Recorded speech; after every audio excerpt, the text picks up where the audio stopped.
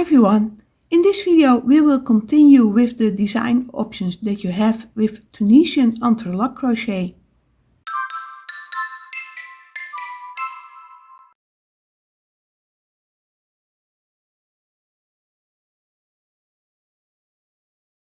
We will continue with more design options for Tunisian entrelac crochet, and this is where it all started with.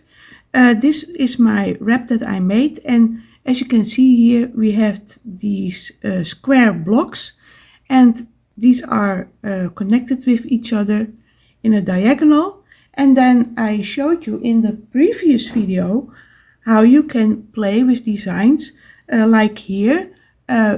This was varying with the width and the height of the blocks, and I also showed you how to do these flipped L shapes. So that was fun too. And in this video I will show you how to do these L shapes, but also connect them with each other, so you can make large blocks that are all connected with each other. But you can also do these little stairs, and this is just a big stair. So I also mentioned in the previous video how you can do this very nice edging, how to start with this. And I will elaborate on that also in this video, so let's get started.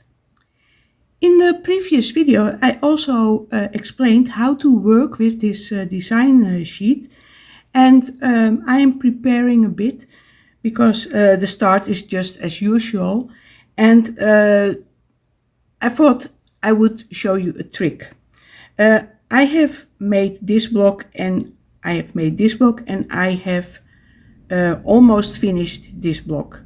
Now if you look at the pattern here, you see that next we have to do this block, and then we have to do that block. And these two blocks are not connected, so you simply have to cut your yarn here when you have finished this block, and then you continue with this block. But I'm crocheting now with this block, and I want to continue right away with this block. And I will show you a little trick. And here I have done my 5 rows in the green, and I want to continue right away with the block above it. Normally you end your row here, your return pass, and then you make the slip stitch row on top of it. But actually in this case this is not actually needed, because actually you do this slip stitch row to get to the point where you can connect to the other block. And for this block it is not really necessary to go to here, because simply, well, we don't need it. Well, I will show you.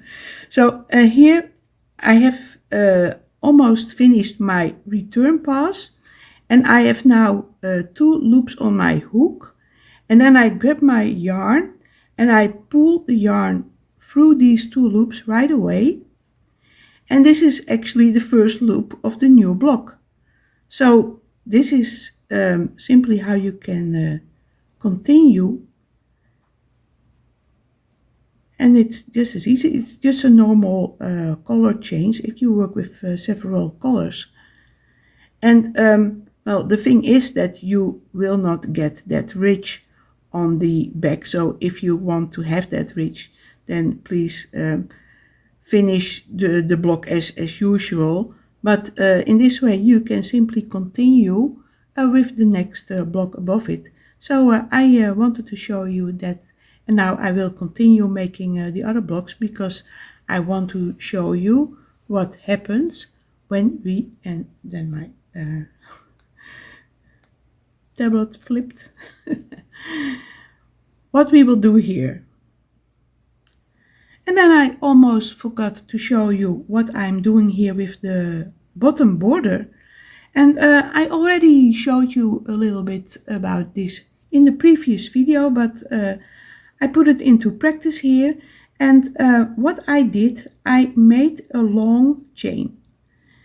And actually you make the chain the width of your final project. And well, if you have 2 less stitches, then you can also continue on this chain, but that's for another video. But what I did, I placed markers into the back, because I will work into the back bumps of this chain, and I will flip it over here to show you. And I think I will zoom in a little bit, so I have to do that on my computer. So, and switch back here.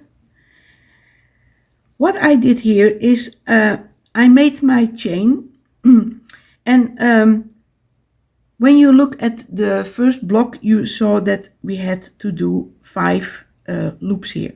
So I put a marker into the 5th bump on the chain. And then the next block was also 5 vertical bars. So I put in a marker into the 10th one. The next block that I have to do is 6 loops that I have to pull up. So 1, 2, 3, 4, 5, 6. So I put a marker here. The block that I have to make next to it has 7 stitches. So 1, 2, 3, 4, 5, 6, 7. And then I will show you how to do this, because this creates a really beautiful, beautiful bottom. I simply pick up my yarn and well, I see here where I have to work into. So I take that marker out and I pull up a loop, and then I will continue working into the back bumps. And then I first have to see if it's not turned. Yeah, see here. So this helps a little bit. See where the chain continues, and keep the V shapes on the front side of your work, and then turn over to the back here. And here is the next bump, and sometimes I get confused, and then I turn it over to the front here to see where the front is and where the back bump is. So here we have 4, 5 and 6. And then we can connect to the other block and then simply work back as usual. And well, you see that this creates a very nice bottom. If you do this in the color that you want to do the border, because with Tunisian crochet you need to have a border because of the curling of Tunisian crochet. And when you have done this this border, the base of a border, you can continue working in these loops and have a very, very nice result. And I will show you again here. You see, this is, well, this is at the top. Yeah, this is at the top. Here it is at the bottom, and you see how beautiful it looks. So, well, I will continue with the rest until I have come to the L shape. Well, I have made my blocks until this point here, and here it is. Here you see the part that I did, and the last thing I did was this block, and now we have to continue with this block, this L-shaped block. And what we will do now is first check the number of stitches that we have to do. And here you can see we have 1, 2, 3, 4, 5, 6 stitches above this block, and 1, 2, 3, 4, 5 stitches that is above this block. So let's do that. And it's very simple. You have kind of seen me do that also with the previous video. And here I already connected to this block. So this is actually the first loop that goes straight on top of this. So this is 1, 2, 3, 4, 5 and 6, and then I will continue with the next block. 1, 2, 3, 4, 5, and then we connect to the corner here to the next block here, and then we can continue crocheting our block. And well, I will stop here, and I will continue crocheting this block until I have come to the top row here, because here you have to bind off a little bit, but you also have to continue the next rows here. So that is what I will show you next. As you can see here in the design, you see that we have to do 1, 2, 3, 4, 5 rows. And this is what I actually did here, 1, 2, 3, 4, 5 here. And now we have to bind off the top here, but we do need to continue with this row. So when you look at the chart here, you see that it's 1, 2, 3, 4, 5, 6 stitches that have to be bind off, and we are left with 1, 2, 3, 4, 5 stitches. Now this is something that you can do. It's fairly simple. I think I used the word simple a lot. So I just count the loops here. So 1, 2, 3, 4, 5. And let's place a marker here, one in the rows below it, so it doesn't get in the way. So the next block has to continue with these 5 loops here above it. So let's start doing the bind off row. So this is 1, 2, 3, 4, 5, 6, and this loop here on your hook, this is the loop that is the continuation of this vertical row here. So well, that's a sign that we stopped at the right position. And then I will continue with the next stitches, and this counts as 1, 2, 3, 4, 5, and then we can connect it to this block here and finish our row as usual. So and now I will do the row next to it quickly. So we pull up 5 loops, continue connecting it to the next block, and don't get too much in a rush.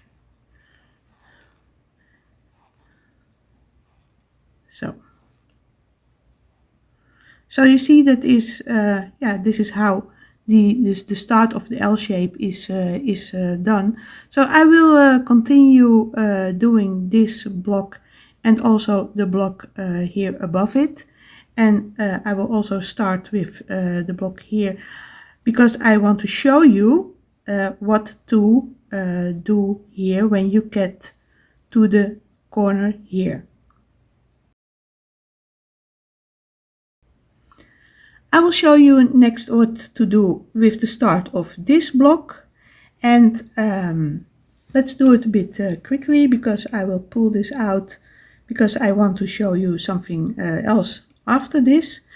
And what I did here, I pulled up 6 stitches of this block, and when I was working, it happened to me several times that I also picked up this loop. Well, that's not correct, of course, because this is the last loop of this block here. You can see it here, and this here, this row here, it continues here at the side stitch. So now you have to remember to just pick up that corner stitch here, and so don't make the mistake that I made a couple of times, and then I suddenly had more stitches than I anticipated. So next I will show you how to do the stairs. So let's start doing now these chair shapes. Here you have thick stairs. It's 1, 2, 3, 4, 5 rows high, and well, it just is a variation with the width and the height, and well, here you see that I have made these stairs, and these are 3 stitches wide and 3 stitches high, and here as well. So you can actually vary with it the way you want, and to show you also that you can decide to design on the go, I decided that I would do a stair pattern here, and I made 4 stitches here, and I worked up to the top of this this block here, and now I will continue with the next part, and that is just as easy, because you know, when you have watched all my other videos with how to do this, then you probably know how to do this now, but I will show you anyway. And well, here, and this is something that well, oh nee, oh nee is Dutch.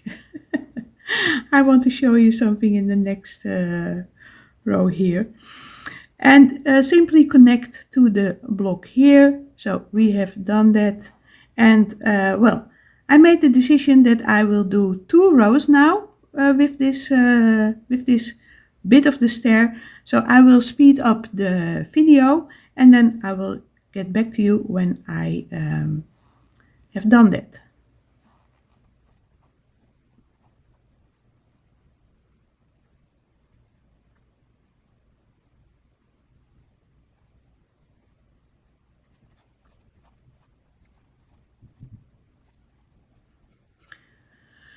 So I have done my 2 rows now, and if you want you can make 3 rows, you can make 4 rows, and what I would advise is to not go smaller than 3 stitches wide and not smaller than 2 rows high. I think that's the best, well, how it works the best. So well, I decided that I wanted to have 3 stitches here left, so let's just continue and now first bind off a couple of stitches to get to the place that I want to go, and just continue like this, and well, you will not be surprised anymore, I guess. And then I have to do one more, because now I have this loop on the hook, and this is a continuation of this row, and here I have 2 others. So this is 2 and 3, and continue with the next row.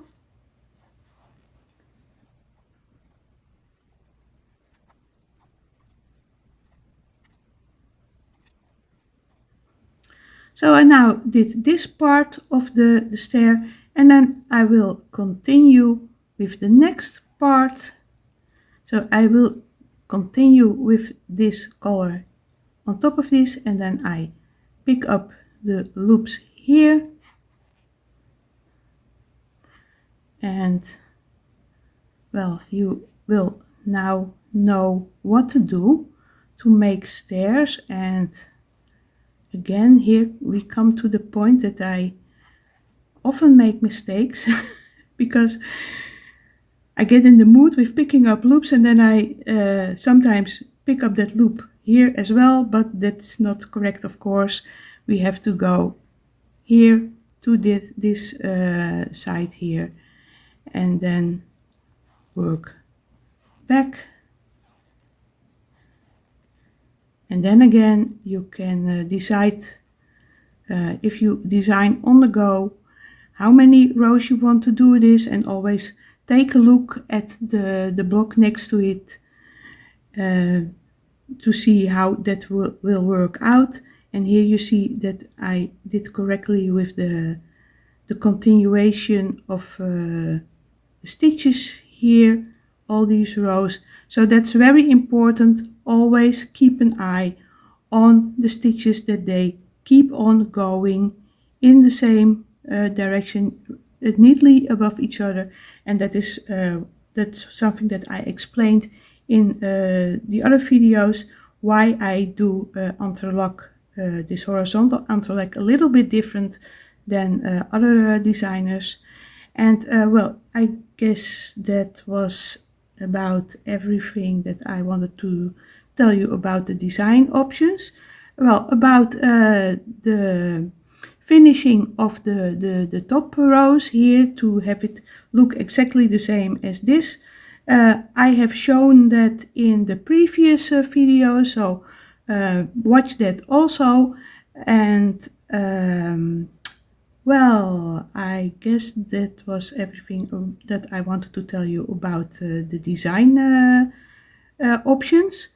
And then I just mentioned something in my Dutch video that I'm now probably forgetting. Oh no, oh, that's it. Please, if you have done this, share your results on my Facebook groups. It's such fun to see your results, what you do, what you have designed, what colors you have used, what type of yarn you have used. You can do this with any type of yarn, almost any type of yarn. And I would really like to see that on my groups. That is very fun for me. And then, well, the last thing that I want to ask you is to subscribe to my channel if you did not already do that, because I am working on several things. I'm working on a crochet course. I am working on an online stitch library that's free, by the way. You know, this book with all these crochet stitches, well, you will also have that on my website for free with videos, and that is something that books cannot offer you. So, to be sure you don't miss anything, then please subscribe and put on that bell, and check that version that says that you want to get notifications for every video that I release, so that you don't miss anything. And well, I guess that was the last thing that I wanted to mention.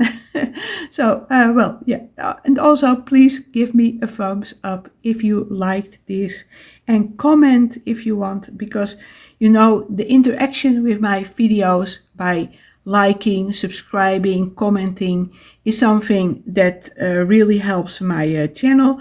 I've mentioned it in other videos. I don't have sponsors. The only sponsors that I have are my viewers. So please subscribe, like, comment, and then I will see you back in a next video.